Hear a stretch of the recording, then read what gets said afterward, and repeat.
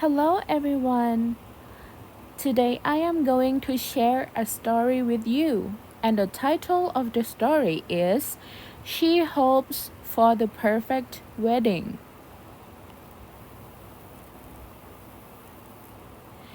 Anne and Bob were in love.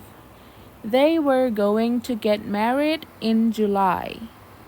They had known each other since they were in the third grade.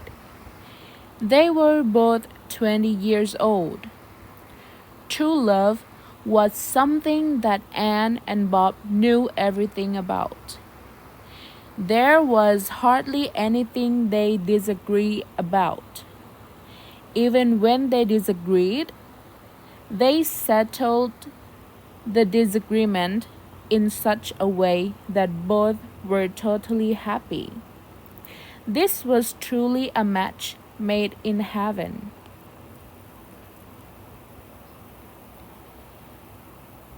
They had already made plans for the wedding. It was going to be a big wedding. Every relative from both families had already been notified about the date. All their friends knew about the big day. The invitations were already printed. The priest, the church, the reception hall, and the limousine service were ready to go. Nothing was being left to chance. This was going to be the happiest day of their lives.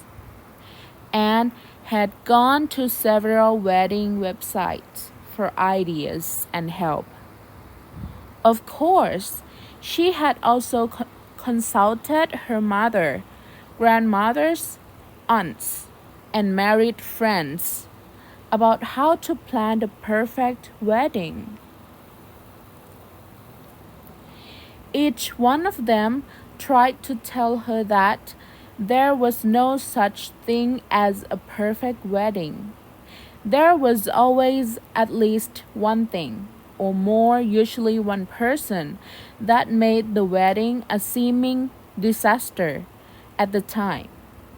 But of course, like the disaster that happens on one's vacation, that incident or person would be what makes the wedding more memorable.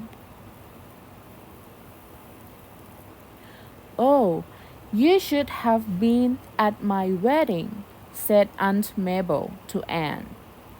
My brother James was in charge of the rings that Kyle and I were going to exchange. On the wedding day, James presented the ring to Kyle to put it on my finger. An hour later, at the reception, I took the ring off to admire it and read the inscription. I gasped. The jeweler had spelled my name Mabel as in table. My name, as you know, dear, is spelled Mabel as in label. So I went to the ladies' room and cried for almost half an hour. No one could console me.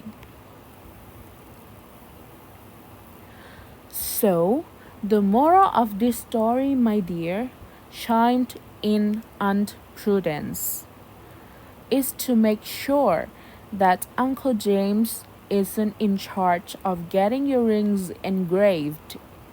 Not that you would have a problem. How could anyone misspell your name? It only has 3 letters, and 2 of them are the same. Aunt Prudence, you know that isn't true, said Anne.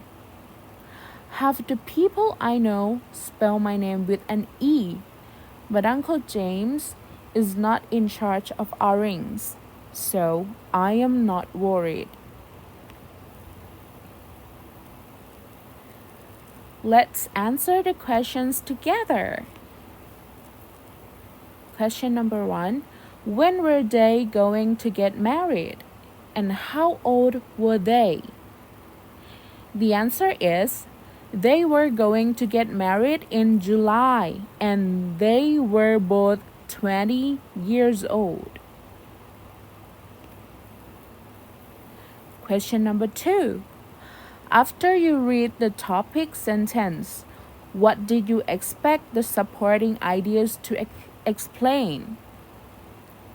The answer is the supporting ideas will tell the story of there was no perfect wedding.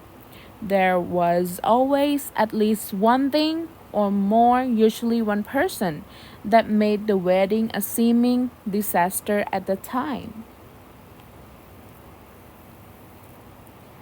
Question number 3. How long had Anne and Bob known each other? The answer is they had known each other since they were in the 3rd grade. Question number 4. What was the problem of the wedding? The answer is the jeweler had spelled her name Mabel as in table, but it must be Mabel as Mabel.